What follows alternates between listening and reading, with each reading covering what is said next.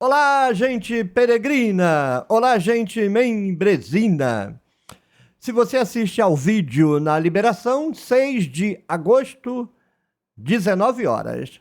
Eu o gravo dia 21 de julho, de manhã.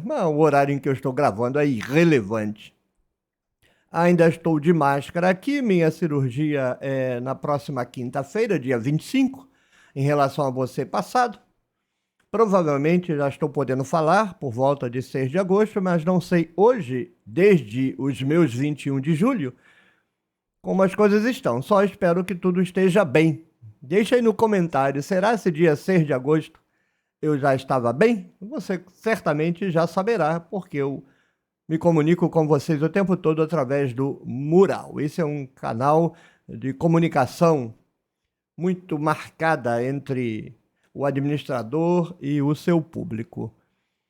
Vamos a um vídeo de reagindo a peregrinos, atendendo a pedidos. O limite é sempre muito tênue entre as duas playlists.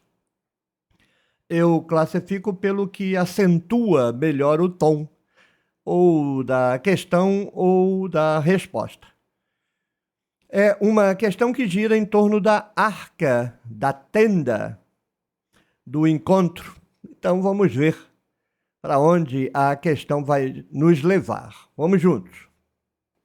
Aí está uma questão levantada por alguém que assina História, _if, Juliano. Esse comentário foi deixado no vídeo recentíssimo, 2700, Êxodo 25 de 1 a 22, os escravos mais ricos do mundo, ouro, prata, cobre, pedrarias, tecidos, chique. Eu vou ler o comentário do Juliano, vou chamá-lo de Juliano, e depois eu retorno fazendo o comentário. Professor, saudações cordiais. Tendo em vista as constantes retroprojeções feitas no período do Segundo Templo, desde a instauração do sacrifício substitutivo em Gênesis 2, 4b até 3, onde a expulsão do paraíso parece alegorizar a interjeição ao Santo dos Santos com seus querubins guardiões, fiquei pensando nas retroprojeções presentes no Êxodo, de modo particular no que tange à arca. Com o retorno da Golá, a reconstrução do templo e o que se seguiu, é coerente pensar que não havia a arca no segundo templo. Teria sido parte do saque que culminou no exílio. Embora haja lendas posteriores, penso em Macabeus e outros textos ainda mais tardios, de que ela foi escondida e não destruída com o exílio babilônico. Se de fato existiu a arca em algum momento, como conciliar a insistência de sua minuciosa descrição, de seu propiciatório da Kavod, com sua ausência no segundo templo? Em outras palavras, todo o ritual, de modo particular os sacrifícios do Yom Kippur, a entrada do sumo sacerdote no Kadoshim, parecem sem sentido, sem arca. Então, por que insistir nela quando os indícios parecem apontar para sua ausência no segundo templo? Ou haveria indícios de que havia uma arca no segundo templo? Talvez feita com a reconstrução do templo e dada como encontrada. Desde já agradeço a atenção e estimo sucesso no trabalho. Muito bem, Juliano, uma questão de fato relevante, delicada, complexa. A gente pode resolvê-la com dar de ombros, né? Eu penso assim e pronto. Ou a gente pode entrar nos argumentos e pontuar a plausibilidade deles. Mas resultou em certa confusão você usar segundo templo. A expressão segundo templo, para mim, ficou confusa. Eu vou explicar por que está confuso agora que vou retornar, ler e comentar pedacinho a pedacinho. Professor, saudações cordiais, muito obrigado pelas saudações, retribuo a cordialidade. Tendo em vista as constantes retroprojeções feitas no período do Segundo Templo. Corretíssima observação, podemos ter isso em vista sim. É uma prática característica do Segundo Templo. Então, veja, Segundo Templo, estou pressupondo que com o Segundo Templo você esteja se referindo ao templo pós-exílico. Deixemos isso anotado, não é ainda o momento de tratar da ambiguidade do termo que você empregou. Mas considerando o Segundo Templo, ou seja, o templo sacerdotal pós-exílico, século V em diante, é uma prática costumeira, quanto mais, do colégio sacerdotal retroprojetar as suas instituições, as suas práticas, a sua liturgia, os seus valores, os seus mitos, tudo o que o corpo sacerdotal inventou, porque é tudo invenção, e passou a praticar, construiu, impôs, ele retroprojetou no passado na forma de mito fundante. O Templo de Jerusalém, pós-exílico, é o paraíso dos mitos fundantes. E uma série considerável de textos do Antigo Testamento correspondem a retroprojeções desse templo com o objetivo político de legitimar sua prática e seu controle da comunidade campesina. Você continua. Desde a instauração do sacrifício substitutivo em Gênesis 2, 4b, 3, onde a expulsão do paraíso parece alegorizar a interjeição ao Santo dos Santos com seus querubins guardiões. Para mim, apesar de não ter ficado muito claro aí, mas para mim o Segundo Templo inventa o sacrifício substitutivo, retroprojeta isso no passado, mito fundante dos mitos fundantes. Desse mito fundante do Templo de Jerusalém resulta toda a teologia cristã, sem nenhuma exceção, e você avança para dizer que isso seria uma alegoria do Santo dos Santos, com seus querubins guardiões. Indiretamente, porque o sentido do sacrifício substitutivo é uma jogada muito mais inteligente. Não é algo doméstico, prosaico, burocrático para dizer que o sumo sacerdote pode entrar no Santo dos Santos e os outros não. Não, é muito mais do que isso. O mito significa que na antiguidade das antiguidades, no mundo em que Yahvé caminhava entre o povo podia partilhar do convívio com Yahvé, mas agora não, porque ele pecou e vai morrer. Então, a morte em Gênesis 3 é a morte, literalmente falando, todas as pessoas morrem, todos os judeus morrem.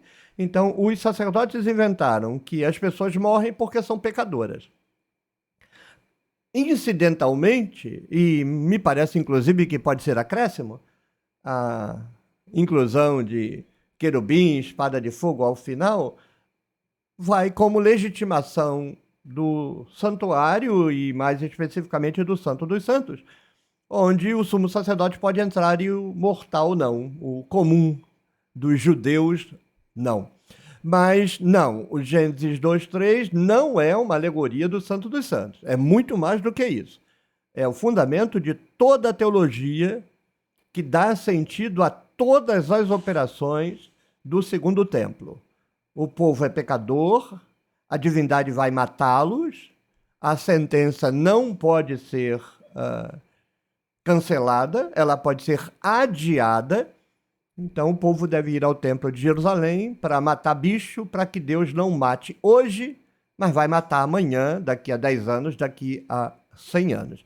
Sim, Gênesis 2:3 é uma retroprojeção da operação litúrgica geral, e não só do Santo dos Santos, do Templo de Jerusalém. Mas é uma retroprojeção e está relacionado ao Templo de Jerusalém. Perfeito, parabéns. Fiquei pensando nas retroprojeções presentes no Êxodo, de modo particular no que tange à arca. Com o retorno da Golá é o conjunto de judeus que compunham uma classe dominante século antes, que foram levados como escravos e prisioneiros de guerra, despojo de guerra para a Babilônia, e que agora retornam. Então, aqui é preciso ter cuidado, porque quando a Golá retorna a crer nos testemunhos bíblicos, não retorna sacerdotal, ela retorna monárquica. O sacerdote, num primeiro momento, é funcionário do rei, não tem nenhuma relevância, paralelamente aos profetas culticos, que são funcionários do rei e não têm nenhuma relevância. A relevância pertence à coroa. Mas aí você não disse nada, eu só estou esclarecendo para os espectadores. Então, com o retorno da Golá, a reconstrução do templo, que não foi feita para servir para operações sacerdotais. O templo foi reconstruído para ser continuação do movimento templário anterior. Então, o templo reconstruído não tem por intenção o que vai acontecer em Êxodo. O templo reconstruído tem a intenção de seguir aquilo que Êxodo vai condenar. Porque os reis, os profetas, o povo, todos eram politeístas e adoradores de imagens. O culto deles era icônico. Então, esse templo não deve refulgir a teologia posterior. Ele reverbera a teologia anterior. Então, é preciso um certo cuidado, porque o segundo templo tem pelo menos 2 etapas, 3 se a gente quiser trazer Macabeus também. A primeira etapa muito curta, não deve ter durado 50 anos, monárquica, depois um período de 300 anos sacerdotal e depois o período monárquico sacerdotal com os Macabeus. Então, com o retorno da Golá, a reconstrução do templo e o que se seguiu, é coerente pensar que não havia a arca no segundo templo. Bem, aí gerou-se a confusão. Porque até aí, segundo templo, é o templo pós-exílico. E agora você está dizendo, é coerente pensar que não havia arca no segundo templo. No segundo templo qual? O sacerdotal? Poderia, se a gente pode falar de arca no segundo templo. Porque o sacerdote certamente deve ter mostrado para a população a arca antes de colocar no Santo dos Santos. Você faz uma arca e coloca lá dentro. Eu não vejo razão para que nós instalemos algum ceticismo radicalizado na existência de um objeto litúrgico no templo sacerdotal pós-exílico, século VI em diante, que está sendo legitimado com a ficção da arca no passado. É disso que você está falando? A arca no segundo templo? Você está dizendo que é coerente pensar que não havia arca no segundo templo? Não, não é coerente. É coerente pensar que havia. O sujeito fala, tem um altar, tem um altar. Tem a mesinha de ouro, tem a mesinha de ouro. Tem a menorá, tem a menorá. Tem a pia, tem a pia. Tem o altarzinho do incenso, tem o altarzinho do incenso. Tem a arca, ninguém vê a arca? Não vê a arca depois que está dentro, mas na instalação certamente viram. É tão fácil fazer. O Macedo faz isso lá em São Paulo. Chega aqueles caras lá vestidos de branco, parece uns fantasmas, corda amarrada do Circo Soleil, vai carregando aquilo com aquela arca ali, o pessoal, vida tudo zolinho. Fácil fazer hoje, fácil fazer atrás. Não, no segundo tempo tinha arca, não duvido não. Era mais uma parafernália da liturgia do Templo de Jerusalém. É coerente pensar que não havia no primeiro templo, no templo pré-exílico. Mas no segundo templo... Então eu não sei se segundo templo aí é o templo pré-exílico ou o segundo. Se for o segundo, não é coerente pensar não. Devia ter arca ali, sim. Aí você diz assim, teria sido parte do saque que culminou no exílio. Aí já misturou bodega, porque aí eu já não sei se você está falando como um pesquisador, se você está falando como um fenomenólogo, simplesmente repetindo o discurso que o templo teria feito, não sei o que você está pensando aí. Para mim, na minha opinião, não tinha arca nenhuma no templo pré-exílico, não tinha Santo dos Santos. Esquece, no templo pré-exílio não tinha isso de que só o sumo sacerdote entra lá, não existe isso. No pós-exílio, sim.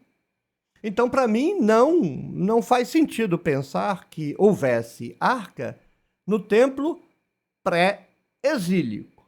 E se lá houvesse algum equipamento, não teria nem a função, nem o significado, nem a simbologia, nem a teologia, nem provocariam as injunções teológicas que a arca, que não é incoerente pensar, houvesse no segundo templo, inventada pelos sacerdotes de Jerusalém.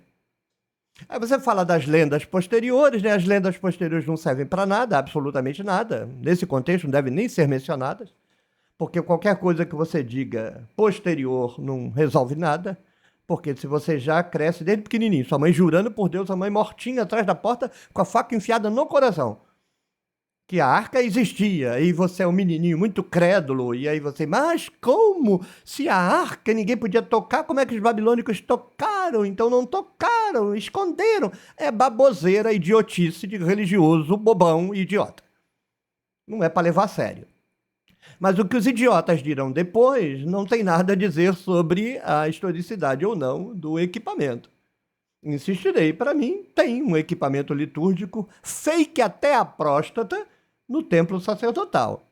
Duvido desse equipamento no primeiro templo, mas não tornaria uma disputa quixotesca aceitar a possibilidade de um artefato com funções litúrgicas, mas nem de perto parecidas com a que a arca vai assumir no período pós-exílico, no templo dito de Salomão, templo de Salomão é Mesofo, no templo de Jerusalém, pré-exílico, que os babilônicos vão destruir. Se de fato existiu a arca em algum momento, aí temos um problema, porque existir a arca, como o texto sacerdotal pós-exílico diz, esquece. Nunca existiu. É fake, é falso, é mentira, é invenção, é tonteria, é chocarrice. A arca, como está descrita no Êxodo, que para mim existiu no templo pós-exílico, em nenhuma hipótese existiu no templo pré-exílico. Pode ter existido um artefato similar, mas com características, teologia e imposições completamente diferentes, porque não há relação de nenhuma natureza entre o templo pós-exílico e o templo pré-exílico. São religiões diferentes, teologias incompatíveis, irreconciliáveis. Então, se de fato existiu a arca em algum momento, como conciliar a insistência de sua minuciosa descrição de seu propiciatório da Kavod com sua ausência no templo? Pelo seu argumento, existiu a Arca de Noé, né? A Arca de Noé dá a medida, a altura, a profundidade, as portas, a clarabóia, os andares. Quantos dias e noites durou o dilúvio? Num dos textos, porque no outro texto é outra medida.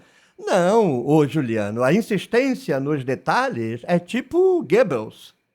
Uma mentira repetida 1000 vezes vira verdade. E se você dá os detalhes, a pessoa acredita. Para você ser um pilantra safado, você tem que ser um pilantra safado, bem pilantra e bem safado. Mentir tão bem mentido que até você acredita que é verdade a imbecilidade que você está dizendo. É assim que se mente. Os espertalhões que enganam os otários todo dia de manhã, enganam porque são muito convincentes e dão detalhes. E quanto mais detalhe você der, mais a besta vai acreditar. Então, a minúcia dos detalhes não é argumento nesse contexto. Nesse contexto. para a autenticidade do artefato. Porque tem até um pequeno detalhe, Juliano. Vamos pôr em números redondos, tá? O templo é destruído em 590 a.C. E o novo templo vai ser reconstruído em 515, 80 anos depois. Quem tem memória disso? O pessoal velho lá atrás já morreu. O pessoal novo nunca viu. Então como é que é? Da onde que sai essa memória? De onde que sai o modelo? O sumo sacerdote, que era o único que podia entrar lá, deixou desenhado? Você vai ter que assumir uma mentira e argumentar com 300 mentiras para fazer com que a mentira torne um ar de verdade, né? Não. A minúcia do detalhe se explica pelo fato de que você está com um artefato que você acabou de inventar na sua frente, e aí você escreve aí, ô, seu escriba. A arca tinha tantos antebraços de altura. Tem um menino aí que fica para morrer porque eu chamo o côvado de antebraço, ele não se dá por vencido. Professor, antebraço é do punho ao cotovelo, não é do dedo ao cotovelo. E aí eu chamo de antebraço.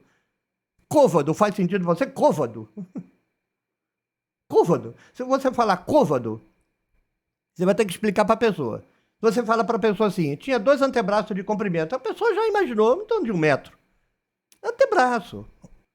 E ela tem uma tampa de ouro, ela é feita de acácia, e ela tem uns chifres no canto, e ela tem umas argolas, e ela tem umas varas, você enfia a vara na argola.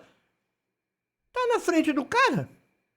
É a mesma coisa, você acha que existiu algum altar no deserto? Mas o altar está cheio de detalhe.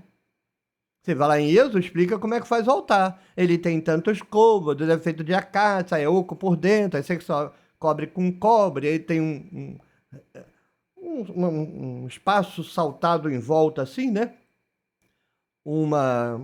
Tipo um peitoral em volta, aí tem uma grade para proteção. Por que tanto detalhe? Porque o altar está ali na cara dele, no Templo de Jerusalém. Menorá, como é que ele descreve a menorá? As taças, os bocais, a lamparina, os braços que saem do... Porque ele acabou de fazer a porcaria da menorá e está retroprojetando e dando os detalhes do que ele está vendo. Simples. Mas mesmo que não tivesse, ele inventava na cabeça dele, porque isso tudo é invenção. Em outras palavras, todo o ritual, de modo particular, os sacrifícios do Yom Kippur, não sei por que entrou a palavra Yom Kippur aí, né? Está parecendo retroprojeção. O sacrifício do Yom Kippur é hoje, nem apareceu ainda o Yom Kippur, a expressão Yom Kippur lá no texto, se não me falha a memória. Dia de cobrir. Não sei se dia de cobrir já apareceu essa expressão. A entrada do sumo sacerdote no Santo dos Santos, na sacralidade das sacralidades, parece ser sentido sem arca. Bem, não sei por onde você está caminhando no seu argumento, mas no momento em que o desenho está sendo inventado para ser projetado no passado, o povo vai ver o sacerdote entrando no templo e os sacerdotes de segundo escalão vão ver o sumo sacerdote entrando lá no Santo dos Santos, onde só ele entra, onde tem a arca, e não duvido tenha. No templo de Jerusalém, pós-exílico, por que não teria? Você inventa, você faz, você fabrica, você compra, paga e bota lá. O Macedo fez isso. Já viu a arca do Macedo? Deve ter gente que deve virar os olhinhos, deve ter orgasmo espiritual, olhando aquela baboseira lá. Se o Macedo fez, por que o pessoal lá não vai fazer? Agora, no passado é outra história, né? No passado eu não acredito, não. Então, por que insistir nela? Porque é uma peça de reforço da mentira do passado. O maná está lá dentro, as tábuas estão lá dentro. Você não pode mostrar ao povo. Você não pode mostrar o maná para o povo. Você não tem maná nenhum. Você não pode mostrar a tábua. Não tem tábua nenhuma. Mas você diz que está lá dentro. Alguém vai ver? Não. Aí Para mim tem uma arca, mas para mim não tem nada lá dentro, não. Agora, não vou descartar a hipótese de que no passado alguma tribo tivesse algum artefato, mas nunca, jamais, em tempo algum, com essas características e essas funções, porque essa função é uma invenção, essa teologia é fake, é mentira, é inventada, é enjambrada, orquestrada, imposta pelo Templo de Jerusalém pós-exílico. Nunca existiu nada parecido com essa teologia no período pré-exílico. Talvez feita com a reconstrução do templo e dada como encontrada. Não, o texto não se preocupa em dizer encontramos a arca. Não, em nenhum momento. Na ficção de Josias, ele vai dizer que encontrou a Torá. Ou seja, o importante é a Torá. A arca para Josias não significa nada. Josias é meus ovos. Para mim, isso também é uma retroprojeção. Mas ficamos assim, Juliano. A arca como descrita no livro do Êxodo, na mentira total em que ela corresponde e consiste. Está no Templo de Jerusalém pós-exílico, mas nunca esteve em tenda nenhuma no deserto, porque isso é mentira. Nunca houve tenda, nunca houve deserto, nunca houve Moisés, nunca houve Arão, nunca houve travessia nenhuma. Tudo isso é ficção. Nos termos em que está escrito, nada disso nunca aconteceu.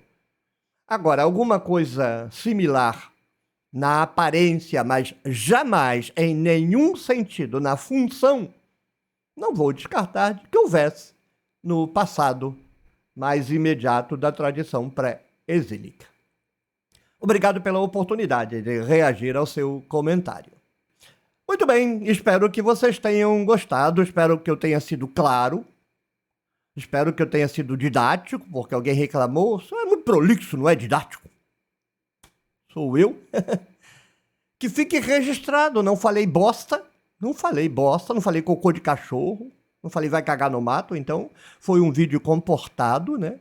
Estou tentando me comportar porque também tem gente que não gosta que eu fale bosta, vai cagar no mato e estou limpando o cocô de cachorro na calçada, que são os comentários bosta que eu tenho que deletar eventualmente. Então foi um vídeo comportado, sem bosta nenhuma. E agora, se foi didático, eu não sei, mas espero, porque ser didático é importante, né?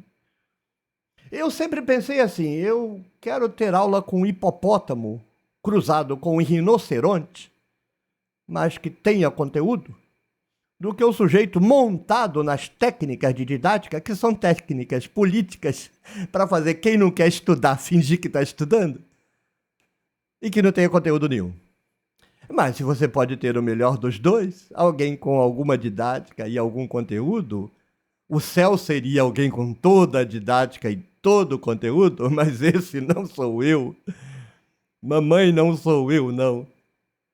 Espero que tenha sido de bom proveito. Deixa o like, deixa o comentário, crítica, elogio, crítica educada. Senão, eu trato como cocô. Pronto, falei cocô. Estraguei o vídeo. Não tinha falado cocô até agora, falei cocô. Já estraguei. Vou tentar no próximo. Crítica mal educada eu trato como cocô de cachorro na calçada, limpo, jogo no plástico e jogo na lata do lixo. Tem lá, aqui, coloque aqui o cocô do seu cachorro. É lá que eu coloco os comentários de gente que não tem educação, né? Fé tem, muita, fé demais. Por isso é cocô de cachorro, fé demais, entende? Mas os comentários críticos educados, esses ficam. Eu dou tratamento compatível, mas fica. Um bom dia, um cumprimento, né? Uma pergunta, professor, explica aí. Tipo essa aqui que eu acabei de responder. Não sei se é uma pergunta, não sei se é um comentário para eu reagir. E um engajamento qualquer, né? Compartilhe o vídeo, se for possível. Se bem que eu falei cocô, né? Aí a pessoa, não vou mandar um vídeo para minha avó com um professor falando cocô. Não, sua avó não fala cocô, né? Minha avó que fala, vai cagar no mato, menino. Minha avó falava, minha vozinha. Tinha palavra que você não podia falar, não, mas cagar no mato, ela falava todo, vai cagar no mato. Vozinha Belmira.